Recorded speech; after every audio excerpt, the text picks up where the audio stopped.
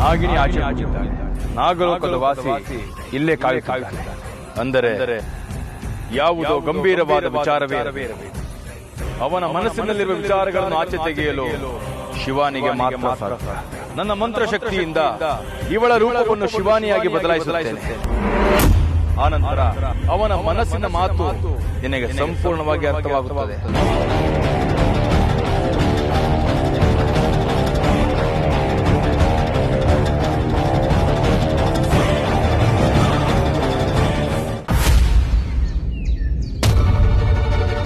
ಅವನನ್ನ ನಾವು ಒಬ್ಬರೇ ಗಮನಿಸ್ತಾ ಇಲ್ಲ, ಬೇರೆಯವರು ಗಮನಿಸ್ತಾ ಇದ್ದಾರೆ. ಬೇರೆ ಯಾರೋ ಅಂದ್ರೆ?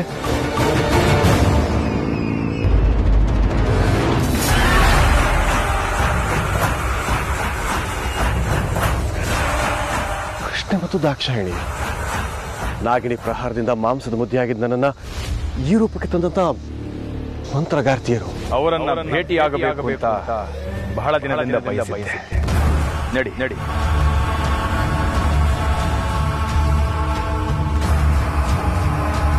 ದಾಕ್ಷಾಯಿಣಿ, ಕೃಷ್ಣೆ, ಇವರು ನಮ್ಮ ಗುರುಗಳು, ತಕ್ಷಕ ಮಹಾಸ್ವಾಮಿಗಳು ಅಂತ.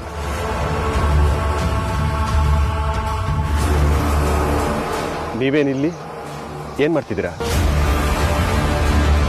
ಅವ್ರು ಯಾರು ಅಂತ ಗೊತ್ತಾ ನಿಮ್ಗೆ? ಗೊತ್ತಿಲ್ಲ ದಿಗ್ವಿಜಯ. ಶಿವಾನಿ ಮನೆಯಿಂದ ಬಂದ್ಲು. ಅವಳನ್ನ ನಾವು ಹಿಂಬಾಲಿಸ್ಕೊಂಡು ಬಂದಿದ್ದೀವಿ ಅಷ್ಟೇ. ಬಂದವಳು ಇವನ್ ಜೊತೆ ಮಾತಾಡ್ತಾ ಇದ್ಲು. ಏನ್ ಮಾತಾಡ್ತಿದ್ರು? ಅವರ ಮಾತಿನಲ್ಲಿ ಸ್ಪಷ್ಟತೆ ಇರಲಿಲ್ಲ. ಆದರೆ ಅವರು ನಾಗಲೋಕದ ನಾಗಮಣಿಯ ಬಗ್ಗೆ ಪ್ರಸ್ತಾಪ ಮಾಡುತ್ತಾ ಇದ್ದರು. ಇದ್ದಕ್ಕಿದ್ದ ಹಾಗೆ ಶಿವಾನಿ ಅಲ್ಲಿಂದ ಹೋದಳು. ಅವರು ಅವಳಿಗೋಸ್ಕರ ಅಲ್ಲಿ ಕಾಯುತ್ತಾ ಇರುವ ಹಾಗಿದೆ. ಇಬ್ಬರು ಚಿರಪರಿಚಿತರು. ಯಾವುದೋ ಉದ್ದೇಶಕ್ಕೆ ಅವರು ಇಲ್ಲಿಗೆ ಬಂದಿದ್ದಾರೆ. ಆದರೆ ಇವನು ಇವಳನ್ನು ಕರೆಸಿದ್ದಾನೆ ಎಂದು ಅವರ ಮಾತಿನಿಂದ ಸ್ಪಷ್ಟವಾಯಿತು. ಆದರೆ ಏನು ವಿಚಾರವೆಂಬುದು ನಮಗೆ ಅರ್ಥವಾಗಲಿಲ್ಲ. ನಾಗಿಣಿ ಆಚೆ ಹೋಗಿದ್ದಾಳೆ. ನಾಗಲೋಕದ ವಾಸಿ ಇಲ್ಲೇ ಕಾಯುತ್ತಿದ್ದಾನೆ. ಅಂದರೆ ಯಾವುದೋ ಗಂಭೀರವಾದ ವಿಚಾರವೇ ಇರಬೇಕು.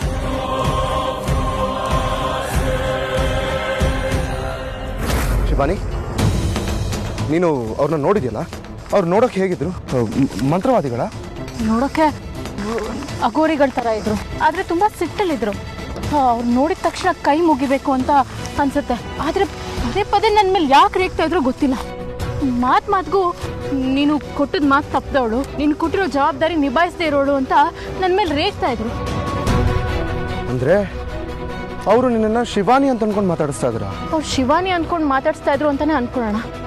ಅಂದರೆ ಶಿವಾನಿ ಭೂಮಿಗೆ ಬಂದಿದ್ದು ಯಾವುದೋ ಒಂದು ಗಂಭೀರವಾದ ಜವಾಬ್ದಾರಿನ ಹೊತ್ಕೊಂಡು ಅಂತ ತಾನೆ. ಆದರೆ ನೀನು ಹೇಳಿದ ಪ್ರಕಾರ ಅವಳು ನಿನ್ನ ಮದುವೆ ಆಗಬೇಕು ಅಂತಾನೆ ಭೂಮಿಗೆ ಬಂದಿದ್ದು ಅಂತ ಹೇಳಿದೆ. ಆದರೆ ಅವ್ರು ಮಾತಾಡಿದ ಪ್ರಕಾರ ಶಿವಾನಿ ಯಾವುದೋ ಒಂದು ಪ್ರಬಲವಾದ ಕಾರಣ ಇಟ್ಕೊಂಡು ಭೂಮಿಗೆ ಬಂದ್ಲು ಅಂತ ಅನ್ನಿಸ್ತು. ಅದೇನು ಅಂತ ನನಗೆ ಗೊತ್ತಾಗಲಿಲ್ಲ. ಅದಕ್ಕೆ ನಿನ್ನನ್ನು ಕರ್ಕೊಂಡು ಬರೋಣ ಅಂತ ನಿನ್ನ ಹತ್ರ ಬಂದೆ. ಶಿವಾನಿ, ಇನ್ನು ಏನೇನು ಮಾತಾಡಿದ್ರು ಸರಿಯಾಗಿ ಜ್ಞಾಪಿಸ್ಕೊಂಡು ಹೇಳು. ನೀನು ಬಂದಿರೋ ಉದ್ದೇಶ ಏನು, ನೀನು ಮಾಡ್ತಿರೋದೇನು, ನೀನು ನಾಗಲೋಕದವಳು ಅಂತ ಇನ್ನೂ ಏನೇನೋ ಹೇಳಿದ್ರು. ಆಮೇಲೆ ಅವನು ಎಲ್ಲಿ, ಅವನ್ನ ಕರ್ಕೊಂಡು ನಡಿ ಅಂತಾನೂ ಹೇಳಿದ್ರು. ಅವನು ಅಂದ್ರೆ ನನಗೆ ಗೊತ್ತಿಲ್ಲ ತ್ರಿಶೂಲ್. ಆದರೆ ಅವ್ರು ಪದೇ ಪದೇ ನಾಗಲೋಕ ನಾಗಮಣಿ ಅಂತ ಹೇಳ್ತಾ ಇದ್ರು. ಆ ನಾಗಮಣಿ ಅಂತ ಕೇಳಿದ ತಕ್ಷಣ ನನಗೆ ನೆನಪಾಯ್ತು, ನೀನು ಅದೇ ವಿಷಯಕ್ಕೆ ಡಿಸ್ಟರ್ಬ್ ಆಗಿದ್ದಲ್ಲ. ನಿನ್ನ ಕರ್ಕೊಂಡು ಹೋಗಿ ಅವ್ರ ಮುಂದೆ ನಿಲ್ಲಿಸ್ಬಿಟ್ರೆ ಎಲ್ಲದಕ್ಕೂ ಉತ್ತರ ಸಿಗುತ್ತೆ ಅಂತ ಹೇಳಿ ಅವ್ರನ್ನ ಅಲ್ಲೇ ನಿಲ್ಲಿಸಿ ನಿನ್ನ ಹತ್ರ ಓಡ್ ಬಂದೆ. ಶಿವಾನಿ, ಯಾಕೆ ಅವ್ರನ್ನ ಅಲ್ಲೇ ಬಿಟ್ಟು ಬಂದೆ? ಜೊತೆ ಕರ್ಕೊಂಬರ್ಬೋದಿತ್ತಲ್ಲ. ಶೂಲ್, ಅವ್ರು ನನ್ನ ಮಾತು ಕೇಳೋ ಸ್ಥಿತಿಲೇ ಇರಲಿಲ್ಲ. ನಿನ್ನ ಜೊತೆ ಬರ್ತಿದ್ರಾ? ಸರಿ ಬಾ, ಬೇಗ ಹೋಗೋಣ. ಅವ್ರನ್ನ ನೋಡ್ಬೇಕು ಅಂತ ನಂಗೆ ತುಂಬ ಅನ್ನಿಸ್ತಾ ಇದೆ. ಬಾ ಶಿವಾನಿ, ಬೇಗ ಹೋಗೋಣ. ಈಗ ಬರುವೆ ಎಂದು ಹೋದವಳು ಇನ್ನು ಯಾಕೆ ಬರಲಿಲ್ಲ? ಅವಳ ಮಾತು ನಡವಳಿಕೆ ಎಲ್ಲ ಬದಲಾಗಿದೆ. ಮನುಷ್ಯನ ಲೋಕ ಅವಳ ಮತಿಯನ್ನು ಹಾಳು ಮಾಡಿದೆ. ನನ್ನನ್ನು ನಿಲ್ಲಿಸಿ ಹೋಗಿರುವ ಉದ್ದೇಶವಾದರೂ ಏನು? ಗುರುಗಳೇ, ನಾವು 4 ಜನರಿದ್ದೀವಿ, ಅವರು ಒಬ್ಬರೇ ಇದ್ದಾರೆ. ಈಗಲೇ ಅವ್ರ ಮೇಲೆ ಅಟ್ಯಾಕ್ ಮಾಡಿಬಿಡ್ಬೋದಾ? ಏ ದಿಗ್ವಿಜಯ, ಅವನು ನಾಗಲೋಕದವನು, ಮಹಾನ್ ಶಕ್ತಿಶಾಲಿ. 4 ಜನರಲ್ಲ, ಒಂದು ಮಹಾ ಪಡೆಯನ್ನು ತೆಗೆದುಕೊಂಡು ಹೋದರೂ ಅವನನ್ನು ಎದುರಿಸುವುದು ಸುಲಭವಲ್ಲ. ಉಪಾಯವಾಗಿ ಏನಾದರೂ ನಾವು ಮಾಡಬೇಕು. ಏಕೆಂದರೆ ನಾಗಲೋಕದಿಂದ ಬಂದು ಇಲ್ಲಿಗೆ ನಿಂತಿದ್ದಾನೆಂದರೆ ಅವನಲ್ಲಿ ಮಹಾಶಕ್ತಿಗಳು ಅಡಗಿರುತ್ತದೆ. ಅದೇನು ಅಂತ ತಿಳಿಯದೆ ನಾವು ಮುಂದುವರಿಯುವುದು ಬಹಳ ತಪ್ಪು. ಹಾಗಾದ್ರೆ ಏನ್ ಮಾಡೋದು?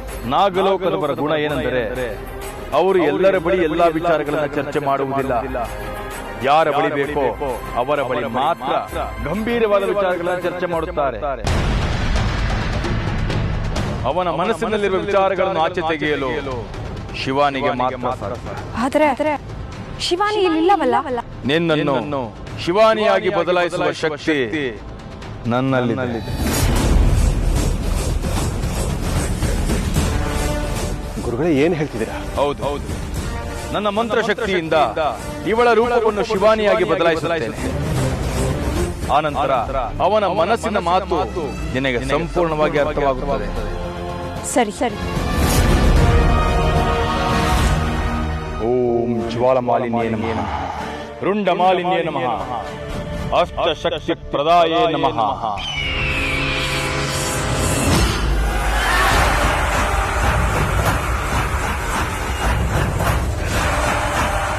ಹೋಗು, ಈಗಲೇ ಹೋಗಿ ಅವನ ಬಳಿ ಮಾತಾಡು. ಅವನ ಮನಸ್ಸಿನದೇನಿರುವುದನ್ನು ತಿಳಿದುಕೋ. ಆಗಲಿ.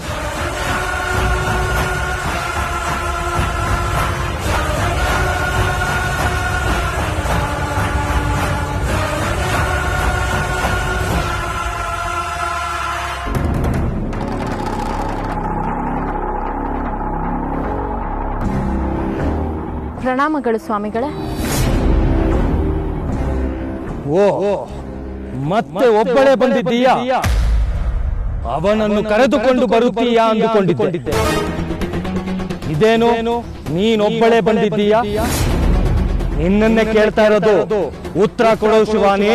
ಅದು ಸ್ವಾಮಿಗಳೇ, ಅವನು ಇರಲಿಲ್ಲ, ಅಂದರೆ ಅವ್ನು ನನಗೆ ಸಿಗ್ಲಿಲ್ಲ, ಅದಕ್ಕೆ ಒಬ್ಳೆ ಬಂದೆ.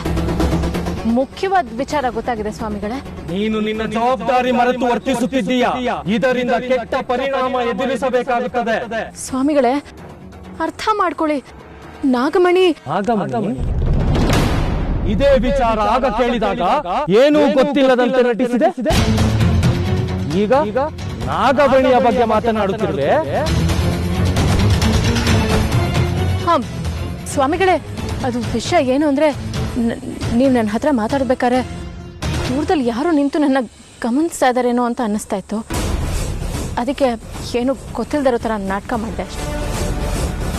ಬನ್ನಿ ಸ್ವಾಮಿಗಳೇ, ನಾಗಮಣಿ ಇರೋ ಜಾಗ ನನಗೆ ಗೊತ್ತಾಗಿದೆ, ಕರ್ಕೊಂಡು ಹೋಗ್ತೀನಿ. ನೀನು ನುಂಗಿದ ನಾಗಮಣಿ ಇನ್ನೆಲ್ಲೋ ಇದೆ ಅಂದ್ರೆ ನಿನ್ನನ್ನೇ ಕೇಳ್ತಾ ಇರೋದು ಶಿವಾನಿ. ಅದು ಸ್ವಾಮಿಗಳೇ, ಕಾರಣಾಂತರಗಳಿಂದ ನಾಗಮಣಿನ ಒಂದು ಕ್ಷೇಮವಾಗಿರೋ ಜಾಗದಲ್ಲಿ ಬಚ್ಚಿಡೋ ಪ್ರಸಂಗ ಬಂತು. ಅದಕ್ಕೆ ಅದನ್ನ ಅಲ್ಲೇ ಇಟ್ಟಿದ್ದೀನಿ. ನೀವು ಬಂದ್ರೆ ನಾಗಮಣಿ ಇರೋ ಜಾಗ ತೋರಿಸ್ತೀನಿ. ಅಲ್ಲಿ ಹೋಗಿ ಮಿಕ್ಕಿದ್ ಮಾತಾಡೋಣ. ಬನ್ನಿ.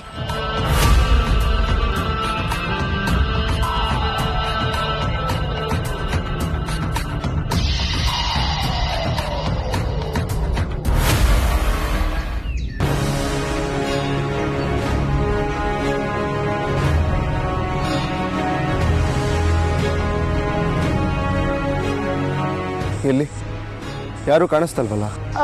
ಇಲ್ಲೇ ನಿಲ್ಸ್ ಬಂದಿದೆ ತ್ರಿಶೂಲ್. ಹಂಗಂದ್ರೆ ಇಲ್ಲೇ ಇರಬೇಕಲ್ಲ. ಶಿವಾನಿ, ಸರಿಯಾಗಿ ಜ್ಞಾಪಿಸ್ಕೊ. ಅವ್ರು ಇಲ್ಲೇ ಇದ್ರೆ ಇಲ್ಲ ಬೇರೆ ಎಲ್ಲಾದ್ರೂ ಇದ್ರ? ಇಲ್ಲ, ಇದೇ ಜಾಗ. ಇಲ್ಲೇ ಇರಿ, ನಾನು ಹೋಗಿ ಬರ್ತೀನಿ ಅಂತ ನಿನ್ನ ಹತ್ರ ಬಂದೆ. ಮತ್ತೆ ಎಲ್ಲಿಗೆ ಹೋದ್ರು? ಇಲ್ಲೆಲ್ಲೋ ಇರ್ತಾರನ್ಸುತ್ತೆ, ಹುಡ್ಕೋಣ. ಸ್ವಾಮಿಗಳೇ, ಎಲ್ಲಿ ಹೋದ್ರು ಸ್ವಾಮಿಗಳೇ? ಏನ್ ಶಿವಾನಿ, ಎಲ್ಲೂ ಕಾಣಿಸ್ತಾ ಇಲ್ಲ. ಅವ್ರು ನನಗೆ ಸಿಕ್ಕಿದ್ರೆ ನನ್ನ ಗೊಂದಲಗಳೆಲ್ಲ ಪರಿಹಾರ ಆಗ್ತಾ ಇತ್ತು. ನಿನ್ನ ಗೊಂದಲಗಳಿಗೆ ಮಾತ್ರ ಅಲ್ಲ ತ್ರಿಶೂಲ್, ನನ್ನ ಗೊಂದಲಗಳಿಗೂ ಉತ್ತರ ಸಿಗ್ತಾ ಇತ್ತು. ತಿಂಗಳ ದಿನಕ್ಕೆ ನಾನೇ ಎಲ್ಲ ಅಂತ ಅನ್ಸಕ್ ಶುರುವಾಗಿದೆ. ನನಗೆ ನಂದೇ ಆದ ಬೇರೆ ಜವಾಬ್ದಾರಿಗಳಿದೆ ಅಂತ ಅನ್ನಿಸ್ತಾ ಇದೆ. ಅದೇನು ಅಂತಾನೆ ನನಗೆ ಗೊತ್ತಾಗ್ತಾ ಇಲ್ಲ. ಸ್ವಾಮಿಗಳು ಅದ್ರ ಬಗ್ಗೆನೇ ಮಾತಾಡಿದ್ರು. ಅವ್ರು ಎಲ್ಲೋ ನನ್ನ ಬಗ್ಗೆನೇ ಮಾತಾಡ್ತಾ ಇದ್ದಾರೆ ಅಂತ ನನಗೆ ಅನಿಸ್ತಾ ಇತ್ತು. ಆದರೆ ಗೊತ್ತಾಗಲಿಲ್ಲ, ಎಲ್ಲ ಅಸ್ಪಷ್ಟ. ಯಾವಾಗಲೂ ಹೀಗೆ ಆಗುತ್ತೆ ಶಿವಾನಿ. ನನಗೆ ಎಲ್ಲ ಸುಳ್ಳು ಸಿಕ್ಕಿ ನನ್ನ ಡೌಟೆಲ್ಲ ಇನ್ನೇನು ಕ್ಲಿಯರ್ ಆಗಬೇಕು ಅನ್ನೋಷ್ಟರಲ್ಲಿ ಲಾಸ್ಟ್ ಮೊಮೆಂಟಲ್ಲಿ ಮಿಸ್ ಆಗೋಗುತ್ತೆ. ಇಲ್ಲ ತ್ರಿಶು, ಅವ್ರು ದೂರ ಎಲ್ಲೂ ಹೋಗಿರಲ್ಲ ಅನ್ಸುತ್ತೆ, ಇಲ್ಲೇ ಹತ್ರದಲ್ಲಿರ್ತಾರೆ. ಬಾ ಹುಡ್ಕೋಣ, ಬಾ.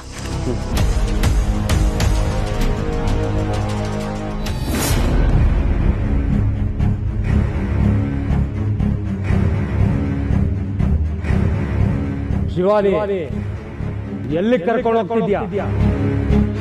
ನಿನ್ನನ್ನೇ ಕೇಳ್ತಾ ಇರೋದು. ನಾಗಮಣಿ ಇರೋ ಜಾಗಕ್ಕೆ ನಿಮ್ಮನ್ನ ಕರ್ಕೊಂಡು ಹೋಗ್ತಾ ಇರೋದು ಗುರುದೇವ. ನಾಗಮಣಿ ಎಲ್ಲಿ? ಅದೇ ಬನ್ನಿ ಗುರುದೇವ, ತೋರಿಸ್ತೀನಿ, ಬನ್ನಿ.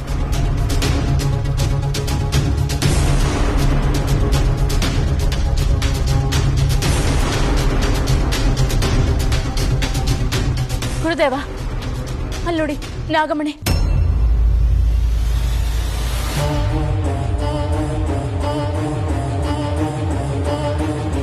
ಕಾಣಿಸುತ್ತಿಲ್ವಲ್ಲ ಶಿವಾನಿ? ಅಲ್ಲಿದೆ ಗುರುದೇವ, ಸರಿಯಾಗಿ ನೋಡಿ.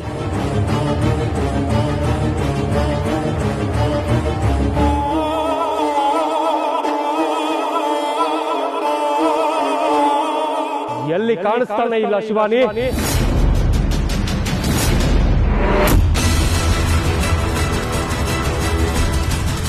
ಶಿವಾನಿ, ತಪ್ಪು ಮಾಡ್ತಾ ಇದೆಯಾ ಶಿವಾನಿ? ಯಾಕಂದ್ರೆ ಬೇರೆ ದಾರಿ ಇರ್ಲಿಲ್ಲ, ಇದೇ ಸರಿಯಾದ ದಾರಿ ಅನ್ಸ್ತು, ಅದಕ್ಕೆ ಬಂದಿಸ್ತೆ. ನೀನು ಶಿವಾನಿ ಅಲ್ಲ, ನಾಗಲೋಕದ ಯಾರು ಕೂಡ ಹೀಗೆ ಮಾಡುವವರಲ್ಲ. ನನ್ನನ್ನು ನಂಬಿಸಿ ಈ ರೀತಿ ಮೋಸ ಮಾಡುತ್ತಿರುವೆಯಲ್ಲ, ಯಾರು ನೀನು? ಯಾರು ನೀನು ಹೇಳು? ನಾನು ಶಿವಾನಿ, ನಾಗಮಣಿಗೋಸ್ಕರ ಬಂದವಳು. ಗೊತ್ತಿದೆ ತಾನೆ? ಗೊತ್ತಿದ ಮೇಲೆ ಯಾಕೆ ಬಂಧಿಸ್ತಾ ಇದೀಯಾ? ನಿಮ್ಮನ್ನ ಈಗ ಬಂಧಿಸದೆ ಹೋದ್ರೆ ಮುಂದೆ ನನಗೆ ಕಷ್ಟ ಆಗುತ್ತೆ. ನಿಮ್ಮನ್ನ ಹಾಗೆ ಬಿಟ್ರೆ ನನ್ನ ಪ್ರಾಣಕ್ಕೆ ಅಪಾಯ. ಅದಕ್ಕೆ ನಿಮ್ಮನ್ನ ಶಾಶ್ವತವಾಗಿ ಬಂಧಿಸ್ಬೇಕು ಅಂತ ಇಲ್ಲಿ ಕರ್ಕೊಂಡು ಬಂದೆ. ತಪ್ಪು ಮಾಡ್ತಾ ಇದೀಯಾ ಶಿವಾನಿ? ಮನುಷ್ಯ ಲೋಕದ ಸುಖಗಳು ಕ್ಷಣಿಕ. ಅದಕ್ಕೋಸ್ಕರ ಈ ರೀತಿಯ ಕೆಲಸ ಮಾಡಿದರೆ ದೊಡ್ಡ ಅನಾಹುತನೇ ಆಗುತ್ತೆ. ನನಗೆ ಈ ಲೋಕನೇ ಇಷ್ಟ ಆಗಿದೆ ಗುರುದೇವ. ನಾಗಗಳ ಸಹವಾಸಕ್ಕಿಂತ ಮನುಷ್ಯರ ಸಹವಾಸ ಚೆನ್ನಾಗಿದೆ. ಎಂತ ಘೋರ ತಪ್ಪು ಮಾಡ್ತಿದ್ಯಾ? ನಿನಗರಿವಿದ್ಯಾ? ಆದಿಶೇಷನ ಕರ್ಕೊಂಡು ಬರ್ತೀನಿ ಅಂತ ಭೂಲೋಕಕ್ಕೆ ಬಂದು ಹೀಗೆ ಮಾಡ್ತಾ ಇರೋದು ಸರಿಯೇ? ಆದಿಶೇಷ ನಿನ್ನ ಈ ಬದಲಾದ ಗುಣವನ್ನು ನೋಡಿದ್ರೆ ಸುಮ್ಮನೆ ಇರೋದಿಲ್ಲ. ಅವನು ನಾಗಲೋಕಕ್ಕೆ ನಿಷ್ಠೆಯಾಗಿರೋನು, ನಿನ್ನ ಹಾಗಲ್ಲ. ಅವನಿಗೂ ಇದೇ ಇಷ್ಟ ಆಗುತ್ತೆ ಬಿಡಿ ಗುರುದೇವ. ಇಲ್ಲ, ಆದಿಶೇಷ ನಿನ್ನ ಹಾಗಲ್ಲ. ಆದಿಶೇಷ ಮತ್ತೆ ಆ ವಿಚಾರವನ್ನು ನನ್ನ ಬಾಯಿಂದ ಕೇಳಬೇಕೆಂಬ ದುರಾಂಕಾರವೇ? ನೀನು ಯಾರನ್ನು ವರಿಸಿದೆಯೋ ಅವನೇ ಆದಿಶೇಷ.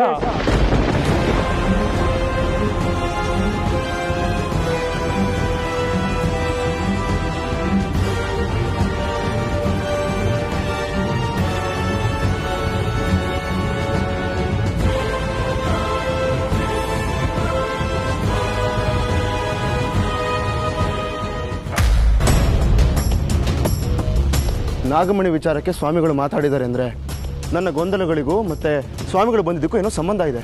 ಹೌದು ತ್ರಿಶೂಲ್, ನಾನು ಅವ್ರ ಮಾತು ಕೇಳಿದಾಗ ನನಗೆ ಗೊಂದಲ ಆಗಿದ್ ನಿಜ. ಮನಸ್ಸಲ್ಲಿ ಸಾವಿರ ಪ್ರಶ್ನೆಗಳು ಹುಟ್ಟಿದ ನಿಜ. ಅವ್ರನ್ನ ನಾನು ಎಲ್ಲೋ ಭೇಟಿ ಮಾಡಿದ್ದೀನಿ ಅಂತ ಅನ್ಸಕ್ಕೆ ಶುರುವಾಯಿತು.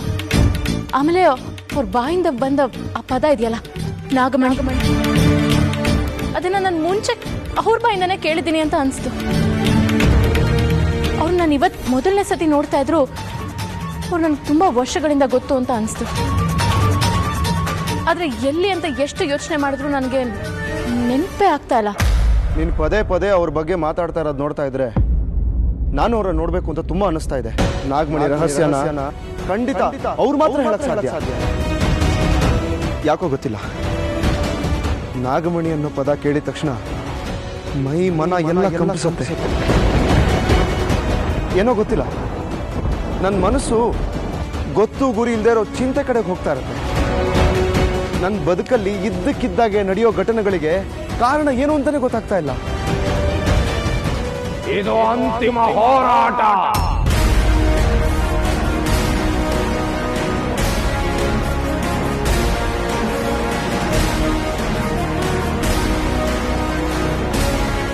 ಇದು ಅಂತಿಮ ಹಂತ, ಅಂತಿಮ ಯುದ್ಧ, ಅಂತಿಮ ಹೋರಾಟ.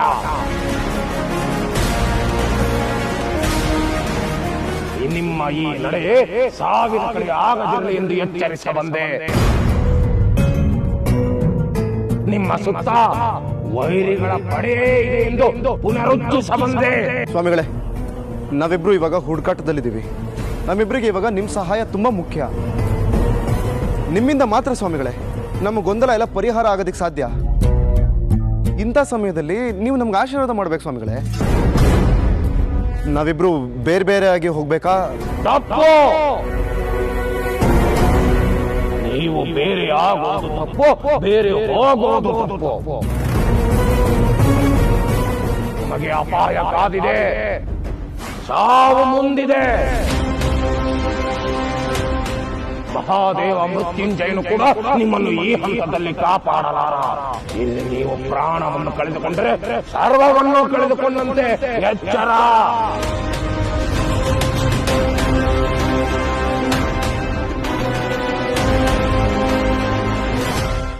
ಮಾನವ ಲೋಕದ ಕ್ಷಣಿಕ ಸಂತೋಷಕ್ಕೆ ಆಸೆ ಪಟ್ಟು ಇಂಥ ಕೆಲಸ ಮಾಡ್ತಿದ್ದೆ ಶಿವಾನಿ. ಬದುಕಲಿ ಬರೀ ಕ್ಷಣಿಕಗಳೇ ಇರುವಾಗ ಆ ಕ್ಷಣಗಳನ್ನ ಸಂತೋಷದಿಂದ ಅನುಭವಿಸ್ಬೇಕು ಅನ್ನೋದು ನನ್ನ ಭಾವನೆ. ನಾನು ಮತ್ತೆ ತ್ರಿಶೂಲ್ ಮರಳಿ ನಾಗಲೋಕಕ್ಕೆ ಬರೋದಿಲ್ಲ. ನಾವು ಈ ಪ್ರಪಂಚದಲ್ಲೇ ಇರಬೇಕು ಅಂತ ನಿರ್ಧಾರ ಮಾಡ್ಬಿಟ್ಟಿದ್ದೀವಿ. ನನಗೆ ನಿನ್ನ ತ್ರಿಶೂಲ್ಗೆ ಯಾವ ರೀತಿಯ ತೊಂದರೆ ಯಾರಿಂದ ಆದ್ರೂ ನಾನ್ ಸುಮ್ಮನೆ ಇರೋದಿಲ್ಲ. ನೀನು ದೊಡ್ಡ ತಪ್ಪು ಮಾಡ್ತಾ ಇದೀಯ ಶಿವಾನಿ. ನೀನು ಮಾಡ್ತಾ ಇರೋದು ಸರಿಯಲ್ಲ. ನೀನು ಒಂದು ಜೀವಿ ಅಲ್ಲ, ಒಂದು ಲೋಕದ ಪ್ರತಿನಿಧಿ. ಆ ಲೋಕವನ್ನು ಶೋಕದ ಲೋಕ ಮಾಡಿದ್ರೆ ನಿನ್ನ ಬದುಕು ಸರ್ವನಾಶ ಆಗಿ ಹೋಗುತ್ತೆ ಶಿವಾನಿ. ಗತಿ ಸಿಕ್ಕದ ನಿನ್ನ ಆತ್ಮ ಅನಂತ ವಾಯುವಿನಲ್ಲಿ ಅಲೆದಾಡುತ್ತೆ. ಅದಕ್ಕೆ ಅವಕಾಶ ಮಾಡಿಕೊಡಬೇಡ. ನನ್ನ ಮಾತು ಕೇಳು. ಇದರಿಂದ ಯಾರಿಗೋಸ್ಕರ ಇಲ್ಲಿಗೆ ಬಂದೆಯೋ ಅವರ ಮೃತ್ಯು ಕೂಡ ಆಗುವ ಸಾಧ್ಯತೆ ಇದೆ. ಇಲ್ಲ ಇಲ್ಲ, ನನ್ನ ಆದಿ ಸ್ಟೇಷನ್ಗೆ ಏನಾದ್ರೂ ತೊಂದರೆ ಆದ್ರೆ ಯಾರನ್ನು ಸುಮ್ಮನೆ ಬಿಡೋದಿಲ್ಲ. ಎಲ್ಲದನ್ನು ಸರ್ವನಾಶ ಮಾಡ್ಬಿಡ್ತೀನಿ. ಕ್ಷಮೆ ಇರ್ಲಿ ಗುರುಗಳೇ. ನೀವಿಲ್ಲಿಂದ ಒಂದು ಹೆಜ್ಜೆ ಕೂಡ ಕದಲೋ ಹಾಗಿಲ್ಲ. ಅಯ್ಯೋ ಮೂರ್ಖ ಹೆಣ್ಣೆ, ನಾನು ನಾಗಲೋಕದ ರಾಜಗುರು. ನಿನ್ನ ಹಾಗೆ ಸಹಸ್ರ ಜನ ಬಂದರು ನನ್ನನ್ನು ಏನು ಮಾಡಲು ಸಾಧ್ಯವಿಲ್ಲ. ನಿನ್ನ ಮನಸ್ಸಿನ ದುಷ್ಟ ಚಿಂತನೆಗಳನ್ನು ತಿಳಿಯೋದಕ್ಕೆ ಇಷ್ಟೊತ್ತು ಸುಮ್ಮನಿದ್ದೆ. ನನ್ನ ಕೈಲಿ ಶಕ್ತಿ ಇಲ್ಲ ಅನ್ನೋ ಕಾರಣಕ್ಕಲ್ಲ. ಓಂ ನಮಃ ಶಿವಾಯ.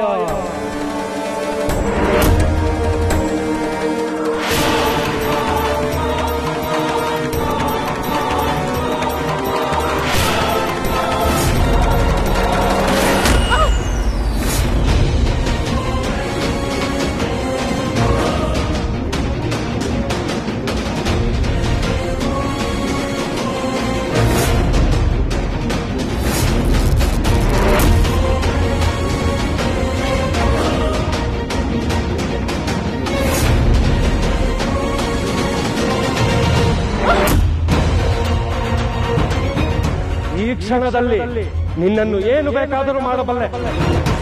ಆದರೆ ಎಲ್ಲವನ್ನು ಕ್ರಮವಾಗಿ ಕ್ರಮಬದ್ಧವಾಗಿ ಮಾಡಬೇಕು.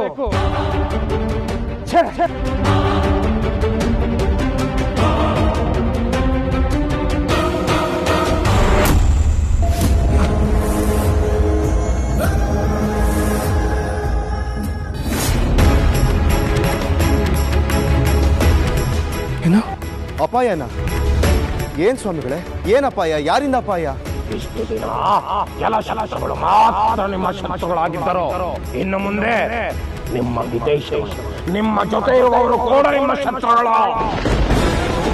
ಸ್ವಾಮಿಗಳೇ, ನಮ್ಮವರೇ ನಮಗೆ ಹೇಗೆ ಶತ್ರುಗಳಾಗ್ತಾರೆ? ಚಿತ್ತ ಸರಿ ಇಲ್ಲದಿದ್ದಾಗ ಎಲ್ಲರೂ ಶತ್ರುಗಳೇ. ಹೌದು, ನಮ್ಮವರೇ ನಮ್ಮ ಶತ್ರುಗಳು. ಇಷ್ಟು ದಿವಸ ನಿಮ್ಮವರೆಂದುಕೊಂಡವರೆಲ್ಲರೂ ನಿಮ್ಮ ಶತ್ರುಗಳು. ನಿಮ್ಮ ಬಗ್ಗೆ ಅರಿವಾಗದೆ ನಿಮ್ಮನ್ನೇ ಶತ್ರುಗಳೆಂದುಕೊಂಡಿದ್ದಾರೆ ನಿಮ್ಮವರು. ಜ್ಞಾನಿಗಳ ಮನಸ್ಸಿಗೂ ಪೊರೆ. ಅಯ್ಯೋ, ನಾಗಮಾತ ಪೊರೆ ಬಂದಿದೆ. ಅವಳ ಮನಸ್ಸಿಗೆ ಮಾನವ ಪೊರೆ ಬಂದಿದೆ. ಅದು ಅಹಂಕಾರದ ಪೊರೆ. ನಾಗತ್ವವನ್ನು ಮರೆತು ಮನುಷ್ಯತ್ವವನ್ನು ಒಪ್ಪಿಕೊಂಡ ಗುಣ. ಗುರುಗಳೇ, ಏನು ಹೇಳುತ್ತಿರುವಿರಿ? ಯಾರ ಬಗ್ಗೆ ಹೇಳುತ್ತಿರುವಿರಿ? ಶತ್ರುಗಳ ಬಗ್ಗೆ. ಅವರೆಲ್ಲ ಒಂದಾಗಿ ಬಂದರು. ನಿಮ್ಮವರು ನಿಮ್ಮವರ ಆಗಿರುವವರೆಲ್ಲರೂ ಒಟ್ಟಾಗಿ ನಿಂತರೆ ಘೋರಾತಿ ಘೋರ ಶತ್ರುಗಳಾಗುತ್ತಾರೆ. ನನ್ನ ಮನಸ್ಸಿಗೆ ಘೋರಾತಿ ಘೋರ ಘಾಸಿಯಾಗಿದೆ ಮಾತಾ. ಸ್ವಲ್ಪ ಹೊತ್ತು ಶಿವೇಶ್ವರನ ಧ್ಯಾನ ಮಾಡಿ ಮನಸ್ಸನ್ನು ತಣ್ಣ ಮಾಡಿಕೊಳ್ಳಬೇಕು ಮಾತಾ. ಮನಸ್ಸು ತಣ್ಣವಾದಾಗ ಮಾತನಾಡಲೇಬಾರದು. ಸತ್ಯ ಘೋರ. ಸ್ವಾಮಿಗಳೇ, ನಿಮ್ಮ ಮಾತಿನ ಅರ್ಥ ಏನು? ನಮಗೆ ಯಾಕೆ ತೊಂದರೆ ಇದೆ? ನಮ್ಮಿಂದ ಯಾರಿಗೆ ತೊಂದರೆ ಆಗಿದೆ ಸ್ವಾಮಿಗಳೇ? ಅವ್ರು ಯಾಕೆ ನಮಗೆ ತೊಂದರೆ ಕೊಡ್ತಾರೆ? ಕೆಟ್ಟವರಿಂದ ತೊಂದರೆ, ಕೆಟ್ಟ ಯೋಚನೆಗಳಿಂದ ತೊಂದರೆ, ಒಳ್ಳೆಯವರ ತಪ್ಪು ತಿಳುವಳಿಕೆಯಿಂದ ತೊಂದರೆ, ಪ್ರಾಣವೇ ಹೋಗುವ ತರಹದ ತೊಂದರೆ. ಬೇಡ, ಅವರಿಬ್ಬರನ್ನು ಇನ್ನು ಉಳಿಸುವುದು ಬೇಡ.